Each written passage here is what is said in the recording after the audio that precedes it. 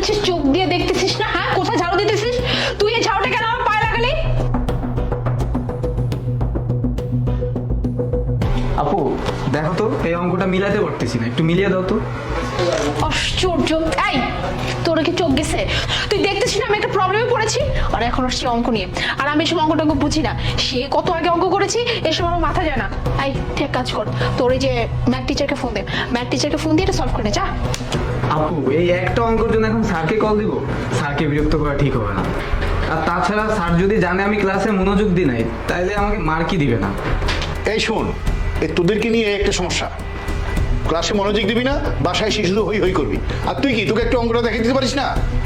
বাবা, অঙ্কটা আমি পারুম। কি বললি তুই? তুই অঙ্ক করবি?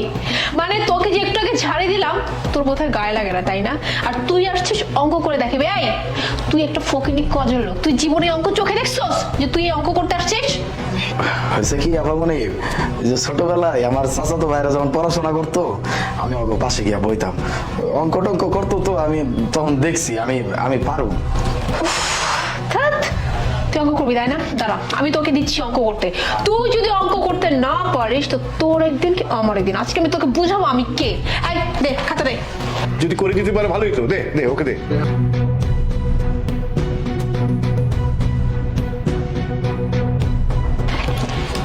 এই নে খাতা, সলভ কর, দেখি আমিও দেখি যে তুই এমন কি অঙ্ক করতে পারস। জলদি।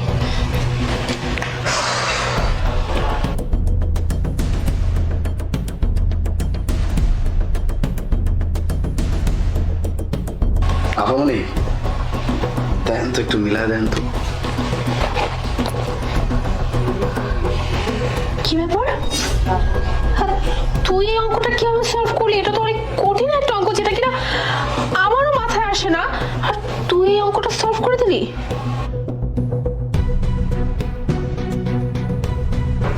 আরে হ্যাঁ, অঙ্কটা তো মিলে গেছে। হ্যাঁ তাই। এই তুই কে রে? সামান্য একজন কাজের ছেলে হয়ে তুই অঙ্ক করলি, যেটা আমার মেয়ে এত উচ্চ শিক্ষিত হয়ে পারলো না। তুই বলতো তুই কে? আমি তো আপনাকে কামের পোলা করিম। বাবা, তুমিও না এক্সেস করতেছো। ও একটা অঙ্ক কোনোভাবে মিলিয়ে ফেলছে, মানে কাকতালীয় ভাবে মিলিয়ে ফেলছে। এতে এমন কি করার আছে? শুধু শুধু ভাবতেছো তুমি ওকে নিয়ে। এই তুই এখান থেকে যা, যা। যাক, আমার অঙ্কটা তো মিলে গেছে। আব্বু আমি একটু বাইরে থেকে ঘুরে আসি। আচ্ছা যা যা। মানে একটা প্রবলেম সলভ করলাম, আরেকটা আবার এসে জুটলো। সফটওয়্যারটা এখন গেল, আমি এখন কিভাবে কি করি? আমার তো সবকিছু সাবমিট করতে হবে। রাতের মধ্যে সাবমিট করতে না পারলে তো আমার বস আমাকে শেষ করে দিবে। কি করি এখন আমি? কি রে মা, কি হলো? এইটা মনে হয় না আমি পারবো, কারণ এটা এমন একটা প্রবলেম হয়েছে, এটা কোনো সফটওয়্যার ইঞ্জিনিয়ার ছাড়া কোনোভাবেই সম্ভব না। এখন আমি কোথায় পাই সফটওয়্যার ইঞ্জিনিয়ার? আপামনি আমি আমি একটু দেখি। এই, তোর কি লজ্জাবোধ বলতে কিছু নয়? হ্যাঁ, কিছুক্ষণ আগে আসলি, হ্যাঁ ছোট্ট একটা অঙ্ক করে ফেলি, নিজেকে কি ভাবো স্যার? এখন আবার তুই এই কাজ করতে আসছিস? হ্যাঁ, তুই কি জানিস এই সফটওয়্যার ঠিক করার জন্য কি করতে হয়? ইঞ্জিনিয়ারিং পড়াশোনা করতে হয়, অনেক পড়াশোনা করতে, হাই লেভেল এডুকেটেড হতে হয়। আর আসছে একটা কি না চাকর, সে আবার নাকি এই সফটওয়্যার ঠিক করবে। যত সব। আপামনি আমি পারুম, আপনি দেন। তাই না? তুই পারবি? খুব তোর মধ্যে জোর, তাই না? আমিও দেখতে চাই তোর আসলে জোর কতটুকু আছে। তুই যদি সফটওয়্যারটা ঠিক করতে না পারোস, তোকে আমি আজকে বাড়ি থেকে বের করে দেবো। তোর কাজই না আমি শেষ করে দেবো, বুঝতে পারলি? নে ঠিক কর, সাবধানে। জীবনে ল্যাপটপ ধরছে কিনা আল্লাহ জানে।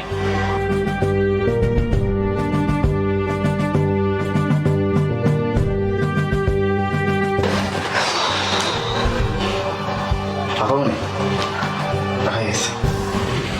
হয়ে গেছে মানে? হোয়াট? এইটা কি করে সম্ভব? মানে এই, তুই সত্যি করে বলতো তুই কে? মানে তুই এটা কিভাবে করলি? এটা তো কোনো সফটওয়্যার ইঞ্জিনিয়ার ছাড়া কোনোভাবেই করতে পারবে না। এই বল, তুই সত্যি করে বল, এক্ষুনি বল তুই কে? সাহেব, আমি আবার কে হইতে যাবো? ওই যে আমি তো কইলাম আমি আপনাকে কামের পোলা করিম। তুমি ওকে জিজ্ঞেস করো আসলে কে। ওকে বলতে বল, এই সত্যি করে বল, সত্যি করে বল যে তুই কে। তা না হলে কিন্তু তোকে আমি। Please please wait. হ্যাঁ, আপনারা একদম ঠিক ধরছেন। আমি সফটওয়্যার ইঞ্জিনিয়ার। ইভেন আমার একটা সফটওয়্যার কোম্পানিও আছে। আমার নাম আলিফ চৌধুরী। নামটা শুনে অবশ্যই চিন্তা করছেন। হ্যাঁ, আপনারা আমার ছবিও দেখছেন, তবে অনেকদিন যাবত চুল আর দাড়ি কাটে নাই, এই জন্য হয়তো চিনতে একটু প্রবলেম হচ্ছে। আপনার মেয়ের সাথে আমার বাবা মা আমার বিয়ে ঠিক করছিল। আমি আমার বাবা মাকে বলছিলাম, আমি যেই মেয়েকে বিয়ে করতেছি সেই মেয়েটা আমার ফ্যামিলিতে সার্ভাইভ করতে পারবে, সেই মেয়ে কি আমার মনের মতো মানুষ হইতে পারবে, সে কি মানুষকে সম্মান করে, মানুষের সাথে সে কেমন আচরণ করে, মেয়েটা কেমন, আমি কিচ্ছু জানি না, শুধুমাত্র তার ছবি দেখছি। একজন মানুষের ছবি দেখে তো আর বিচার করা যায় না সে মানুষ হিসেবে কেমন হইতে পারে। এই জন্য আমি আমার বাবা মাকে রিকোয়েস্ট করে এখানে আসছিলাম, একদিনের জন্য চাকর হয়ে আসছিলাম, যেন আমি দেখতে পারি আপনার মেয়ে আসলে মানুষ হিসেবে কেমন। তবে যা দেখলাম কিছু বলার নাই।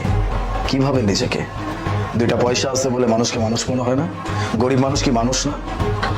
দেখুন, হ্যাঁ, আমি যদি জানতাম যে আপনি আলিফ চৌধুরী, আমি কখনোই আপনার সাথে এরকম ব্যবহার করতাম না। এক্স্যাক্টলি, একদম ঠিক বলছেন আপনি। আপনি যদি আমাকে চিনতে পারতেন তাহলে অবশ্যই এমন আচরণ করতেন না, কারণ আমি তো আলিফ চৌধুরী। টাকা পয়সা বাড়ি গাড়ি সবকিছু আমার আছে। আমাকে বিয়ে করলে আপনার লাইফ চেঞ্জ হয়ে যাবে, একদম সেটেল হয়ে যাবেন। এই জন্য আমাকে যদি আপনি চিনতেন কখনো এরকম আচরণ করতেন না। তবে একজন কাজের লোকের সাথে আপনি ঠিক এই আচরণটাই করতেন, কারণ আপনার ন্যাচারই এইটা। আপনি এইভাবেই বড় হয়েছেন। আপনি মানুষকে সম্মান করতে জানেন না, মানুষকে ভালোবাসতে জানেন না। আপনি মনে করেন গরিবদের উপর আজীবন জুলুম করা যায়, গরিবদেরকে সবসময় পায়ের নিচে রাখতে হয়। এটা হচ্ছে আপনাদের মেন্টালিটি। যেই মানুষটার মেন্টালিটি এমন, সে আর যাই হোক ভালো কোনো জায়গায় টিকতে পারবে না। আর আমার ফ্যামিলি আমাকে অন্তত এইসব শিক্ষা দেয়নি। তারা আমাকে খুব ভালোভাবে এই শিক্ষা দিছে, মানুষকে সম্মান করতে হয়, মানুষকে ভালোবাসতে হয়। যদি আমি মানুষকে সম্মান করি, আমি মানুষকে ভালোবাসি, রিটার্ন হিসেবে আমিও মানুষের ভালোবাসা পাবো, মানুষের থেকে সম্মান পাবো। কিন্তু আপনাদের ক্ষেত্রে সেটা পুরোটাই উল্টো। By the way, I am sorry, অনেকক্ষণ যাবত আপনাদের সাথে কথা বলতেছি, আসল কথাটাই বলা হয়নি। আঙ্কেল, আপনার মেয়েকে আমি বিয়ে করতে পারছি না। দেখো বাবা, আমার মেয়েটা ভুল করে ফেলেছে। আমরা তো তোমাকে খুব পছন্দ করেছি। প্লিজ বাবা, আমি চাই তুমি আমার মেয়েকে বিয়ে করো। Uncle, I am extremely sorry, আপনার মেয়েকে আমি বিয়ে করতে পারছি না। এরকম মেয়েকে বিয়ে করা তো অনেক দূরের কথা, নিজের ফ্রেন্ড হিসেবেও রাখা যায় না। বাই দ্য ওয়ে, আমি আমার বাবা মাকে অবশ্যই বলে দিব যে আমি এখানে আসছিলাম, আপনার মেয়েকে আমি রিজেক্ট করে দিয়ে চলে গেছি। Thank you so much. আসি, আসসালামু আলাইকুম।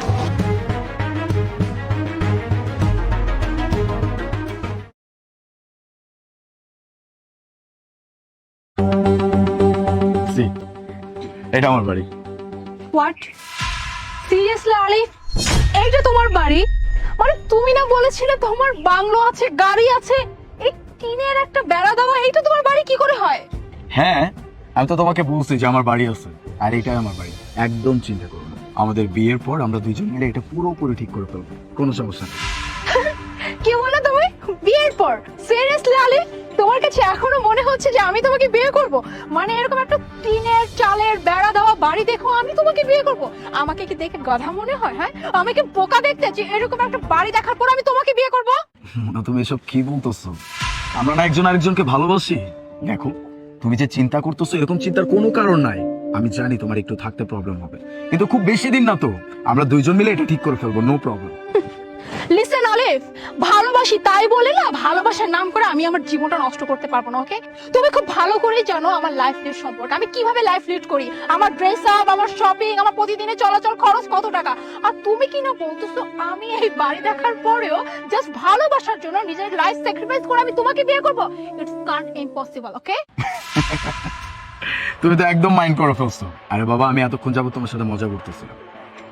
ওয়েট, মানে কি বলছো এগুলা? হ্যাঁ, একবার বলতেছো এটা তোমার বাড়ি, এই টিনের চালের বেড়া দেওয়া, আবার বলতেছো মজা করতেছো, মানে আমি তো বুঝতেছি না, মানে ঠিকঠাক ভাবে বলো তো কি কি হচ্ছে সব? আমি বলতেছি, রিল্যাক্স, এটা আমার বাড়ি না, আমার বাড়ি অন্য কোথাও। চলো। আরে কোথায় যাচ্ছ? আসো না। আরে বলবা তো কোথায় নিয়ে যাচ্ছ আমাকে? আলিফ, তুমি এখনো আমাকে বলতেছো না তুমি কোথায় নিয়ে যাচ্ছ আমাকে? কি ব্যাপার, এখন আমার কোথায় নিয়ে আসো তুমি? এই যে, এটা আমার বাড়ি।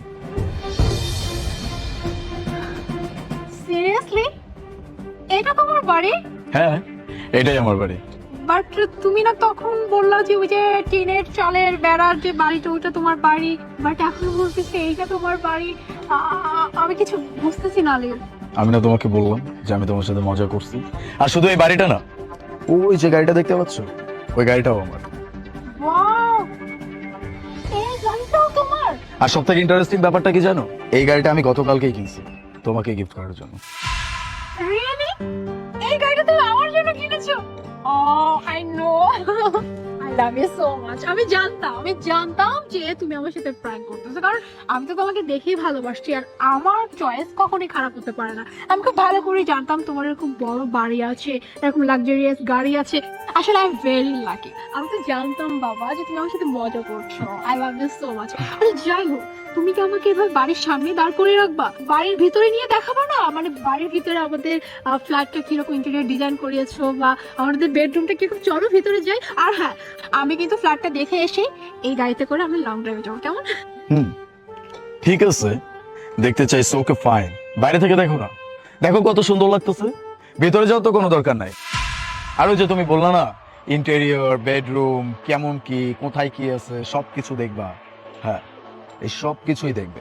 সেটা আমার ফিউচার ওয়াইফ, যাকে আমি বিয়ে করবো। So, আরে বাবা, কালকে হোক পরশু হোক, আমি তো তোমার ওয়াইফ হবই। তো আজকে গিয়ে দেখি এমন তো কোনো সমস্যা কিছু হবে না, প্লিজ। আচ্ছা বাবু, আসলে ব্যাপারটা হয়েছে কি, ওই যে আমি তোমাকে বললাম না যে আমি তোমার সাথে মজা করতেছি। আমি তোমার সাথে মজা করছি ঠিক আছে, কিন্তু সেই মজার সাথে ছোট্ট একটা টেস্ট ছিল, আর যেই টেস্টে তুমি খুব বাজেভাবে ফেল করছো। আলিফ, আমি বুঝতেছি না, মানে তুমি সেই সকাল থেকে আমাকে একটা পর একটা সারপ্রাইজ দিচ্ছ, শক দিচ্ছ। আই নো এটাও তোমার একটা মজা, তাই না? প্লিজ দেখ, কোনো মজা করবো না, প্লিজ চলো ভিতরে চলো। না, বুঝতে পারতেছো না তাই না? ওকে ফাইন, আমি বোঝাই দিচ্ছি। হ্যাঁ, আমি তোমার সাথে আগে যেটা করছি সেটা মজা করছি, কিন্তু এখন যা বলতেছি সবকিছু একদম সিরিয়াস কথা বলতেছি, একদম স্ট্রেট ফরওয়ার্ড বাংলা ভাষায় বলতেছি। কথা বুঝতেছো না? যখন তোমাকে আমি একটা ভাঙা বাড়ির সামনে নিয়ে গিয়ে বললাম এই বাড়িটা আমার, বিয়ের পর তোমার আমার সাথে এখানেই থাকতে হবে, এইখানে থেকে আমরা দুইজন মিলে একসাথে এই বাড়িটা বড় করব, কারণ আমরা একজন আরেকজনকে ভালোবাসি। কি বলছো আমাকে? কি অ্যান্সার দিছো? বলছো না যে আমি ভালোবাসার জন্য নিজের জীবনটা নষ্ট করতে পারবো না? তার মানে আমার বোঝা শেষ তুমি আমাকে কতটুকু ভালোবাসো। অ্যাকচুয়ালি তুমি তো আমাকে ভালোই বাসো না, ভালো তো বাসছো আমার গাড়ি বাড়ি, টাকা পয়সা, অর্থ সম্পত্তি, এই সব কিছুকে। এরকম মেয়ের সাথে আর যাই হোক লাইফ লিড করা যায় না। তোমার সাথে বিয়ে করা তো অনেক দূরের কথা, তোমার সাথে এই সম্পর্কটাও আমি আর রাখবো না। এখন এই মুহূর্তে সোজা তোমার রাস্তা তুমি মাপো, আমার রাস্তা আমি। যাও। আমি প্লিজ একটু বোঝার চেষ্টা করো। দেখো, আমি আসলে তখন তোমার সাথে জাস্ট এমনিতেই বলছিলাম, এই যে বাড়ি, এসব গাড়ি, এসব আমার দরকার না। আমি শুধু তোমাকে ভালোবাসি, তুমি থাকলেই হবে। আমি তোমাকে নিয়ে হ্যাপি, ট্রাস্ট মি, আমার কিচ্ছু লাগবে না। আরে গিরগিটি রে, গিরগিটির প্রজাতি আরেকটা দেখলাম আমি। এই তোমাদের মতো কিছু মেয়ে আছে যারা মিনিটে মিনিটে, সেকেন্ডে সেকেন্ডে নিজেদের রং বদলায়। ছি, লজ্জা করো না? ঠিকই বলছো তুমি, একদম। তুমি আমার সবকিছু দেখে আমাকে ভালোবাসছো। ওই যে বলছো না, তুমি তো আমাকে দেখে শুনে ভালোবাসছো, কারণ আমার বাড়ি গাড়ি টাকা পয়সা সবকিছু আছে। যেদিন আমার এই সবকিছু থাকবে না, আমি নিঃস্ব হয়ে যাব, সেদিন এই যে তুমি একদম হাওয়ার মতো এখান থেকে উড়ে যাবে। এরকম মেয়ে আমার লাইফে কোনো দরকার নেই। আমি তাকেই বিয়ে করব, তাকেই ভালোবাসবো যে আমাকে ভালোবাসবে। আমার টাকা পয়সা অর্থ সম্পত্তি কেন? কে কানে কথা যায় নাই? বলছি না এখান থেকে চলে যেতে? যাবা নাকি ঘাট ধাক্কা দিয়ে এখান থেকে সরাবো? গো।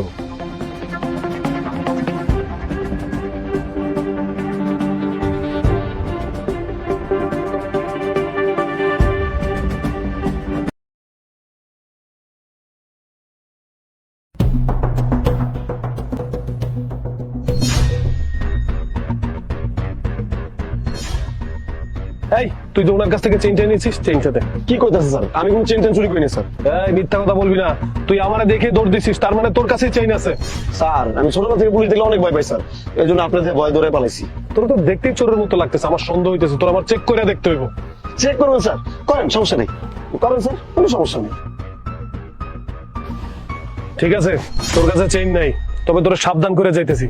কখনো পুলিশ দেখলে দৌড় দিবি না, তাহলে কিন্তু তোর 14 শিখে ভরে দিব। ঠিক আছে স্যার, আমি তো আপনাকে কইলাম আমি কোনো চুরি করি নাই, শুধু আপনার টাইম নষ্ট করলেন। আপনি যান স্যার, আসসালামু আলাইকুম। ওয়ালাইকুম সালাম। এই আপা চেঞ্জ করেন। আশ্চর্য, হ্যাঁ, একে তো আপনারা এখানে বসে কি কথা বললেন না বললেন আমি কিছুই বুঝলাম না। আমি এখানে দাঁড়িয়ে ছিলাম, হুট করে দেখি দুজন মানুষ এসে কি সব বলতেছে, আপনাকে পুলিশ এসে জেরা করতেছে, আর এখন আপনি বলতেছেন chain. Wait a minute, chain কিসের চেন? কিসের চেন? আরে আপা, পুলিশের ভয় তো আপনার প্যান্টের মধ্যে একটা চেন রাখছিলাম, চেনটা আপনার বের করে দেন। আমার প্যান্টের মধ্যে চেন? এই পাগল হয়ে গেছেন নাকি আপনি? কি বলতেছেন সব জাতা? আমার প্যান্টের মধ্যে কিভাবে চেন আসবে? আপা আমি সত্যি কইতাছি, নিজ হাতে আপনার প্যান্টের মধ্যে চেন রাখছি, কিছু করার ছিল না, পুলিশ আমার ধরে নিয়ে যেত। চেনটা আপনি যান, ঝামেলা করেন না। দেখ, রাস্তাঘাটে না থাপ্পড় খাস। তুই একটা মেয়ে মানুষকে বলতেছিস যে আমি প্যান্টের মধ্যে হাত দিয়ে দেখবো চেন আছে কিনা? আপা আপনার দরকার পড়ে 10টা 20টা 40টা থাপ্পড় দিন, কোনো সমস্যা না, আগেবার চেক করে দেখেন যে আসলে চেনটা আছে কিনা। আমি সত্যি কইতাছি। এই রাস্তাঘাটে থাপ্পড় খাস, তোর কত বড় সাহস! একটা ছেলে মানুষ মানুষ একটা মেয়ে মানুষকে বলতেছে যে আমি নাকি প্যান্টটা চেক করে দেখবো যে প্যান্টের ভিতরে আমার চেন আছে কিনা। আপা দেখেন কথা বাড়ান না, আপনার চেনটা দেন। তোরা তো আমার এমনি থাপ্পড় দিতে মন চেতেছে, এতক্ষণ অনেক ভালো ব্যবহার করছিস, দেখো না ভালোভাবে মুখ থেকে না বের হতেছে না। তোর কত বড় সাহস একটা মেয়ে মানুষের কাছে এসে বলতেছিস যে প্যান্টের ভিতরে নাকি চেন, সেই চেন আমার তুই জানি আমার প্যান্টের মধ্যে কোনো চেন নাই। আপা আমি হাত জোর করে রিকোয়েস্ট করতেছি আপনাকে চেক করেন, তারপর আপনার যা মন চায় আপনার কোনো সমস্যা নেই। শোন, সাফ সাফ তোকে একটা কথা বলে নি, চেনটা যেহেতু এখন আমার প্যান্টের মধ্যে, এই চেনের মালিক আমি, তুই না। আপনি বললেই হয়ে গেল, চেনটা আমি বিপদে পড়ে আপনার প্যান্টের মধ্যে চেনটা রাখছি, মানলাম আমি ভুল করছি, এই জন্য চেনটা আপনার দিয়ে দিতে হইব, আমার চেন আপনার বলে দেন। এই কি হয়েছে, তুমি এই মেয়ের সাথে ঝগড়া করতেছো কেন? আরে আপনার প্যান্টের মধ্যে আমি একটা চেন রাখছিলাম, মানে আপনার চেনটা দিতেছে না, এই জন্য একটু চিল্লাইতেছিলাম। কি এই মেয়ের প্যান্টের মধ্যে চেন মানে? এই সত্যি করে বলো কি করছো তুমি? আরে তুমি না বুঝে কেন চিল্লাইতেছো? তোমার যে চেনটা চুরি ছিল মনে আছে? ওই চেনটা যে চুরি করছে ওই চোরটা আমি দেখলাম বাজারে, চেনটা যখন চুরি করতে গেলাম ওইটা পুলিশ দেখে ফেললো। তা আমি না ধরলে কি করবো, পুলিশ আমার ধরে নিয়ে যাবো। আমি চেনটা যখন ধরে আসলাম দেখলাম আপা প্যান্ট ঠিক করতেছে, আমি তার প্যান্টের মধ্যে চেনটা রাখলাম। এরপর দেখেন আপু, আমি আপনাকে একটা কথা বলে দিচ্ছি, চেনটা যেহেতু এখন আমার প্যান্টের মধ্যে, এই চেনটা আমার, এই চেনটা আপনারা দুজনে একজনও কেউ পাবেন না। ও আপু, অ্যাকচুয়ালি চেনটা না আমারই, দিয়ে দিন না প্লিজ।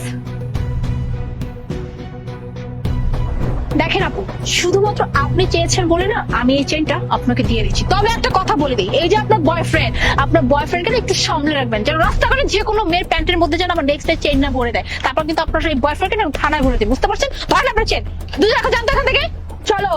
চলো।